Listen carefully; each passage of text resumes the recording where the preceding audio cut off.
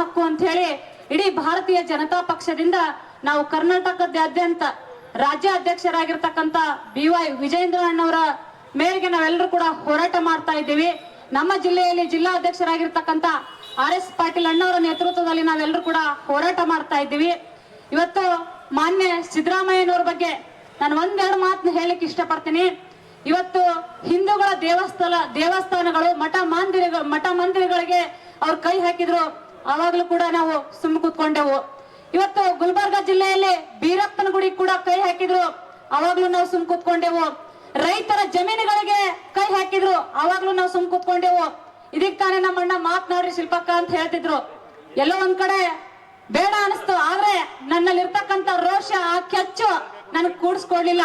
ಯಾಕಂತಂದ್ರೆ ನಾವು ಹೀಗೆ ಸುಮ್ ಕೂತ್ರ ಇವತ್ತು ಸಿಂದಗಿ ತಾಲೂಕಿನ ಪಕ್ಕದಲ್ಲಿರ್ತಕ್ಕಂಥ ಕಕ್ಕಳ ಮೇಲೆ ಅಂತಕ್ಕಂಥ ನಿಂಗರಾಯ ಗುಡಿಗೂ ಕೈ ಹಾಕ್ಯಾರಪ್ಪ ಅಂತಂದ್ರ ನಾವ್ ಇನ್ನು ಎಷ್ಟೊತ್ ನಾವು ಸುಮ್ ಕೊಡ್ಬೇಕು, ನಾವೆಲ್ಲರೂ ಎಚ್ಚೆತ್ಕೋಬೇಕು. ನಾನು ಹೋಗ್ತಾ ಇರ್ತೀನಿ ಅಲ್ಲಲ್ಲಿ ಹಳ್ಳಿಗೆ, ಅಲ್ಲಿ ಜನ ಹೇಳ್ತಾರೆ ನಾವು ಸಿದ್ದರಾಮಯ್ಯನವರು ಅಂತೇಳಿ ನಾವು ಅಭಿಮಾನದಿಂದ ಹೋಟ್ ಹಾಕಿದೇವ್ರಿ, ಆದ್ರೆ ಹಿಂದೆ ನಾರಾಯಣ ಗುರುಜಿ ಅವ್ರು ಕೇಳಕ್ ಹೋದಾಗ ನಾ ಎಲ್ಲ ಹುಚ್ಚೂರ್ ಆಸ್ಪತ್ರೆಗೆ ಬಂದೇನೋ ಅಂತಕ್ಕಂಥ ಅನುಭವ ಆಗ್ತದ ಅಂತಕ್ಕಂಥ ಮಾತನ್ನ ಅವ್ರು ನೆನಪು ಮಾಡ್ಕೊಟ್ರು.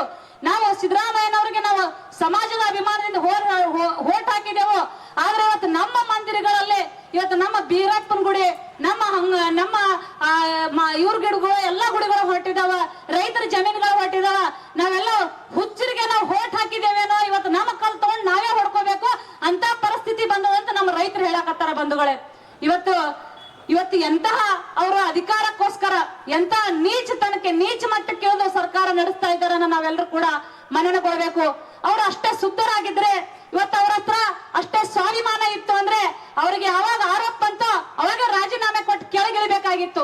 ಯಾವಾಗ ಅವ್ರು ರಾಜೀನಾಮೆ ಕೊಟ್ಟು ಕೆಳಗಿಳಿಲಿಲ್ಲ, ನಮ್ಮ ಜನರ ಹತ್ರ ಬಹಳಷ್ಟು ರೋಷ ಬಂತು. ಅವ್ರು ಹೇಳ್ತಾರ ಇವತ್ತು ನಾವು ತಪ್ಪು ಮಾಡಿದೇವ್ರಿ ಅಕ್ಕ, ಅವ್ರಿಗೆ ಹೋಟ್ ಹಾಕಿ ಇವತ್ತ ಬೀರಪ್ಪನ ಗುಡಿ, ಮಾಳಿಂಗರಾಯನ ಗುಡಿ, ಅಮೋಘ ಸಿದ್ದನ ಗುಡಿ, ಸಿದ್ಧರಲ್ಲಿ ಸಿದ್ಧಿ ಪುರುಷರಾಗಿರ್ತಕ್ಕಂಥ ಸಿದ್ಧರಲ್ಲಿ ಸಿದ್ಧಿಯನ್ನು ಹೊಂದಿರತಕ್ಕಂಥ ಅಮೋಘ ಸಿದ್ದು, ಬೀರಪ್ಪ, ನಿಂಗರಾಯರು ಇವರು ಏನಪ್ಪಾ ಅಂದ್ರೆ ಗೊಂಗಡಿ ಬೀಸಿ ಮೈ ತರುವಂತಹ ಕೆಲಸ ಮಾಡ್ತಿದ್ರು. ಅಂತ ತಾಕತ್ತಿರ್ತಕ್ಕಂಥ ಮಠಗಳಿಗೆ ಮಂದಿರಗಳಿಗೆ ಕೈ ಹಾಕ್ತಾ ಇದಾರೆ. ಹಾಲು ಮತ ಸಮಾಜದ ಮೂಲ ಏನಪ್ಪಾ ಅಂತಂದ್ರೆ ಭಂಡಾರ.